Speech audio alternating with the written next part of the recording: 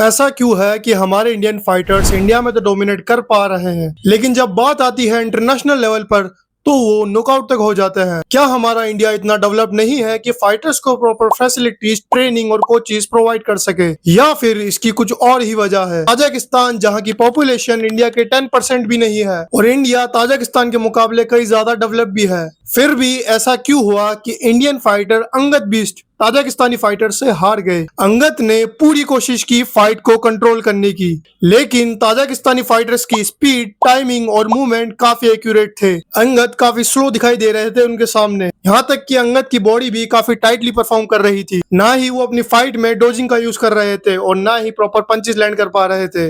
वहीं दूसरी तरफ ताजिकिस्तान फाइटर की फ्लेक्सिबिलिटी काफी अच्छी थी, वो एक साथ कई कॉम्बिनेशंस में पंचेस को थ्रो कर रहा था। फाइट के बाद ही अंगद ने अपना बयान देते हुए कहा कि मैं अपनी फाइट के लिए कोई एक्सक्यूजेस बनाने नहीं आया हूं। अंगद काफी लंबे समय से फाइट नहीं कर पा रहे थे उनकी इंजरीज की वजह से। उन्होंने ये भी बताया था कि कुछ समय पहले उनका एक एक्सीडेंट हुआ था, जिसकी वजह से उन्हें नी में इंजरी हुई थी। कहीं ना कहीं हम भी इस फाइट में देख पा रहे थे कि अंगद एक सिंपल लेग किक से भी डिसबैलेंस हो रहे थे। लेकिन क्या ये कहना ठीक होगा कि अंगद बस उनकी इंजरीज की वजह से हारे थे? क्योंकि बस अंगद ही नहीं, कई इंडियन फाइटर्स इस इवेंट में हारे थे, और हम ये भी नहीं कह सकते कि फाइटर्स के साथ किसी तरह की चीटिंग हुई थी या फिर उन्हें एनवायरनमेंट का कोई इशू आया था। हम ये चीजें भी नहीं बोल सकते क्योंकि फाइट तो इंडिया में ही हुई थी, और ये चीज हमें बताती है कि एक इंडियन फाइटर में और एक सोवियत रशियन फाइटर में कितना डिफरेंस है। सोवियत यूनियन फाइटर्स इंडिया के मुकाबले कई ज्यादा अच्छा परफॉर्म करते हैं। और अगर हम बात करें नेपाली फाइटर रविंद्रा की, जिसे सभी लोगों ने अंडरस्टिमेट किया था, उसकी परफॉर्मेंस वाकई ही कमाल की थी। ये फाइट नेपाल के लिए काफी प्राउडली मूवमेंट था। हमें इंडियन फाइटर के हारने का काफी दुख है। जब जब हम किसी फाइटर पे होप रखते हैं,